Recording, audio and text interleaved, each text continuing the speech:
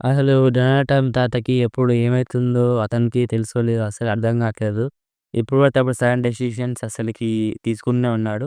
And ఇప్పుడు గట మనకి ఏవైతే మనకి ఔట్‌సైడ్ ఆఫ్ ది యూఎస్ఏలో ప్రొడ్యూస్ అయ్యే ఫిలిమ్స్ అన్ని ఫిలిమ్స్‌కి 100% టారిఫ్స్ అయితే వేశాడు.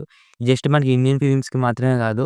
ఓవరాల్ వరల్డ్‌లో ఉన్న అన్ని ఫిలిమ్స్‌కి ఎలాంటి లాంగ్వేజ్ ఫిలిమ్స్‌కైనా అది మనకి లైవ్ యాక్షన్ అయినా, యానిమే అయినా ఎలాంటి ఫిలిమ్స్‌కైనా ఒక టారిఫ్స్ అనేవి ఖచ్చితంగా మనకి ఉంటాయి. దీనివల్ల మనకి మెయిన్‌గా మన ఇండియాలో హిందీ అండ్ మన తెలుగు ఫిలిమ్స్‌కి చాలా గట్టిగా ఎఫెక్ట్ పడుతుంది. ఎందుకనంటే మనకి మిగతా లాంగ్వేజెస్ పక్కన పెడితే మనకి ఓవర్‌సీస్‌లో మనకి హిందీ అండ్ తెలుగు ఫిల్మ్స్‌కి కాంట్రిబ్యూషన్ ఓవర్‌సీస్‌లో చాలా గట్టిగా ఉంటుంది.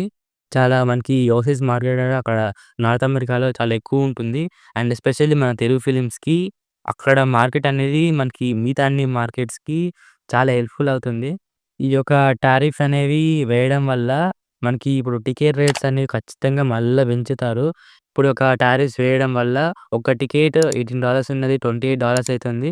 ఇలాగా ప్రతి ఒక్క టికెట్ రేట్ పెరుగుతుంది. ఇప్పుడు ఎలాగైతే మన తెలుగు స్టేట్స్‌లో ఎలాగైతే మనకి టికెట్ హైక్స్ అని ఇలా పెంచి ఎలాగైతే మనకి ఫుట్‌పాత్స్ అనేవి తగ్గిపోతూ ఉన్నాయో, ఇలాగే ఓవర్‌సీస్‌లో జరిగితే చాలా కష్టం. అసలు అక్కడ థియేటర్‌లకనేవి జనాలు రారు.